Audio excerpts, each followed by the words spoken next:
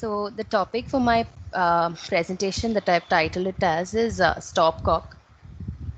So coming to the history of this patient, this is a 25-year-old male who's a student preparing for civil services from Jharkhand who had presented with complaints of swelling and pain in the left leg for 4 months.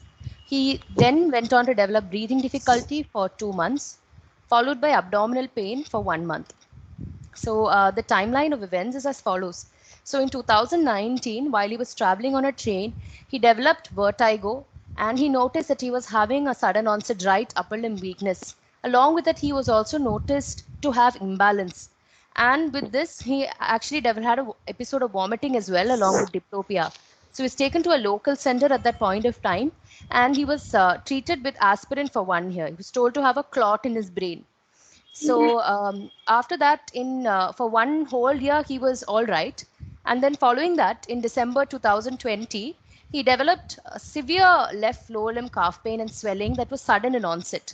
So he went to a local center for this, and he was told to have an extensive DVT that was involving the popliteal as well as the femoral veins. And he was treated, this episode was treated as a DVT, and he was given dabigatran. But even despite initiation of dabigatran, he developed sudden onset breathing difficulty with low grade fever in February 2020. And in March 2020, he had stopped his dabigatran because of severe vomiting that he had developed because of the drug. And he was not tolerating the drug at all. So by March 2020, actually, he started developing severe abdominal pain, which is more periumbilical in nature. There were 2 episodes, and it subsided on its own. Other relevant history, so our patient also had a sister who had a childhood onset of SLE. She was being treated for class 1 lupus nephritis also in CMC. And she also had one history of abortion as well. There was no other relevant history of any thrombosis in the family, anybody with any other strokes or any other relevant history that was present. So other relevant history, there was no history of any thrombosis in the family, no history of any rash, Raynaud's phenomenon, oral ulcers, joint pain, photosensitivity. There was no history of any hematuria, jaundice, chest pain, or erectile dysfunction. So on examination, he was found to be conscious and oriented to time, place, and person.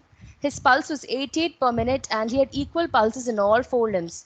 He was afebrile at the time of examination. His BP was 120/60 with a respiratory rate of 24 per minute, saturating at 100% on room air. So coming to general examination, there were no features suggestive of vasculitis. There was no splinter hemorrhages, no rash, no gangrene, no livedo reticularis. However, he was very pale. There was no icterus clubbing cyanosis lymphadenopathy, but the left lower limb appeared swollen as compared to the right, with the right thigh 20 centimeters above the superior border patella measuring 46 centimeters and the left thigh measuring 54 centimeters, 20 centimeter above the superior border of the patella. The right calf, 10 centimeters below the tibial tuberosity, was found to be 28 centimeters and the left calf was found to be 32 centimeters. Oral cavity did not show any evidence of oral ulcers. Systemic examination wise, everything was found to be normal. So coming to the investigations, he was found to have a microcytic hypochromic hypoproliferative anemia with a normal total count and a platelet count. His reticulocyte production index was 1.76 with a transferrin saturation of 14.6% with an elevated ferritin. So this was more pointing to an anemia of chronic disease sort of a presentation. His creatinine was 0.98 and his urinalysis routine was normal. His APTT was found to be 101.1 seconds. It was partially correcting with half patient half control with mixing studies. It was found to be 57.8 seconds after mixing. So this from this we can infer that there was an inhibitor that was present and it was not allowing it to be corrected entirely with mixing studies. PT with INR was normal and echo showed some mild thickening of the aortic valve. So the differentials that we considered, the pathological diagnosis here was a thrombosis that was involving both the arteries and the veins. Anatomically, this had caused a cerebrovascular accident, a deep venous thrombosis of the left lower limb, a pulmonary thromboembolism, and a probable splanchnic vein thrombosis, which can explain his abdominal pain. And the etiologies that we considered in this case, because it was involving both the arteries and the veins, were an immune-mediated antiphospholipid syndrome, paroxysmal nocturnal hemoglobinuria, myeloproliferative neoplasms, and elevated factor 2, 9, and 11. We also were confused as to whether or not we should try and test for thrombophilia in this case. So we went ahead with this thrombophilia testing in venous thrombosis article that we had found in the New England Journal of Medicine, which was published in 2017. So which states that a first VT which is provoked by strong triggers, there is no role for testing for inherited thrombophilias in this case. Whereas in a patient with weak triggers, you can consider testing for factor V laden mutation, prothrombin gene mutation, protein C, protein S, and you can consider APL testing as well. And unprovoked, you can determine the role of testing in, you can also think about testing for inherited thrombophilias in such cases as well. And what I want to emphasize here is if there is an unusual site that is being seen, like the cerebral vein or the splanchnic vein, the cerebral vein will allow, meaning would warrant you to actually go ahead and test for factor V laden mutation, prothrombin gene mutation, protein C, protein S, antithrombin, and APLs. Splanchnic veins, you should also consider PNH and MPN as well. However, in our case, because arterial thrombosis is less associated with venous thromboembolism, we shouldn't really go ahead with this approach, which we came to know by further reading. So the additional investigation showed a triple positivity with all the APLA antibodies being positive. However, the ANA was 2+, C3C4 was normal, and dsDNA was elevated, but there were no clinical features suggestive of SLE, hence we could not term this as secondary APS yet. So a final diagnosis in this case was a primary APS syndrome. It was probably familial because of his sister having a history of an SLE. And this is probably an evolving SLE, and we will follow up this patient to see whether or not he develops features suggestive of SLE. So reading up on a little bit on familial APS or SLE. So this patient, parents and his sister, we have given all their bloods for whole exome sequencing, and which is awaited. So we read up a little bit on the same, and what we found that the familial occurrence of lupus anticoagulant has actually been reported by Exner et al. In 1980 and by Mackey in 1987. The index cases had systemic lupus erythematosus or related immune disorders, while many of their family members had a variety of clinical serological features that are suggestive of a lupus-like syndrome. So Goel et al. Had tried to develop a diagnostic criteria for a familial form of an antiphospholipid syndrome. And he had studied families with more than one affected member and examined possible modes of inheritance and determined linkage to potential candidate genes. No candidate genes were identified. However, the segregation studies rejected both environmental and autosomal recessive models. So what they found out was that it was best fitting into a dominant or a co-dominant pattern of inheritance. So the treatment in our patient was also slightly a dilemma for us. What we saw was when dabigatran was used in our patient, he had an increase in the thrombotic events in the form of, he developed a pulmonary embolism after the dabigatran was initiated while he was on dabigatran. So this is the TRAP study which showed, based on which the EULA 2019 recommendations say that rivaroxaban should not be used or DOACs should not be used in a triple positive patient. So this trial was stopped early for excessive events of thrombotic events on rivaroxaban.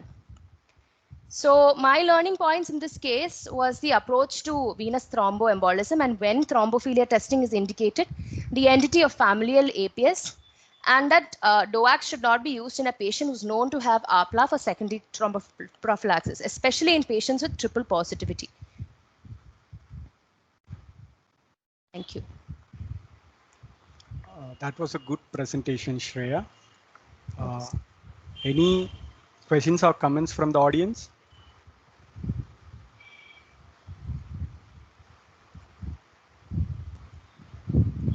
Shreya, can you talk about that RCT?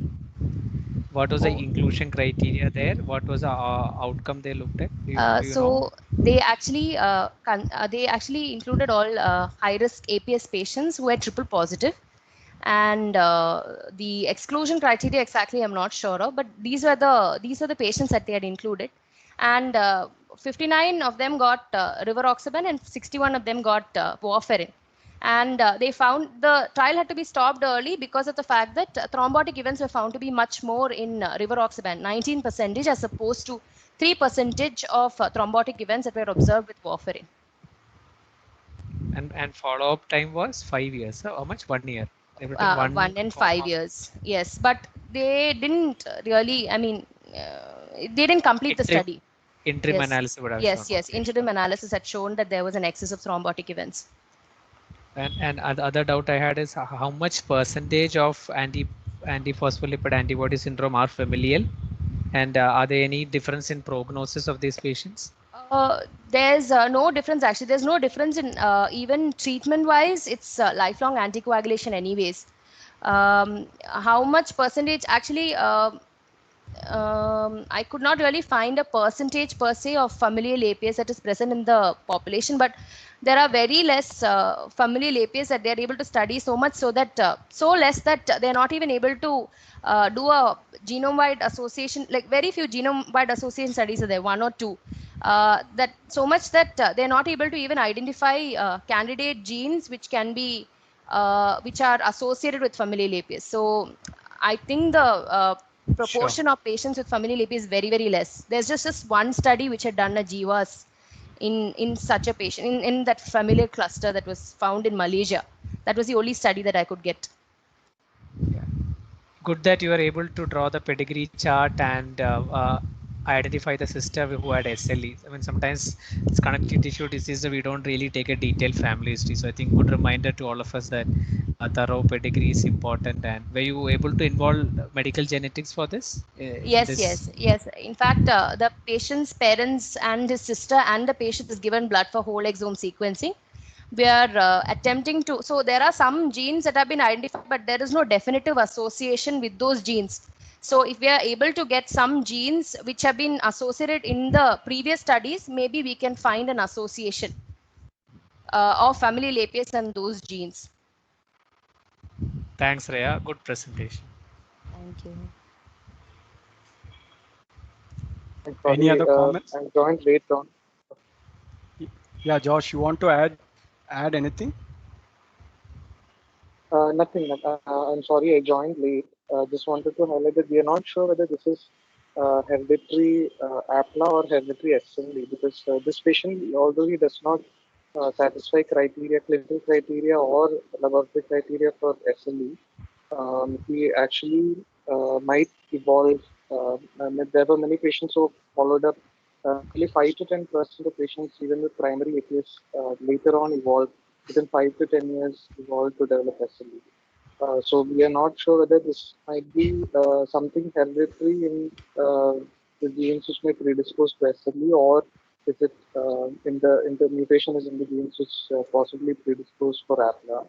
And the studies which I think Shreya would have already mentioned, I think there's a 1990 study which looked at a lot of patients with families with around 40 families, I think, with hereditary APLA, possible hereditary APLA, and they could not. They looked at the HLA. They looked at the T cell receptor genes. They looked at various other. Uh, sorry, hello. Fast genes as well. Yeah, so yes, yes, and they looked at multiple candidate genes, and they could not definitively link anything to. And they did not find it increase mutations in those patients as compared to the general population. So there definitely is some component of inheritance which we have not really determined. So that's why we have taken the blood for future analysis. We might be able to determine which exact whether it's a point mutation which predisposes. Thank you.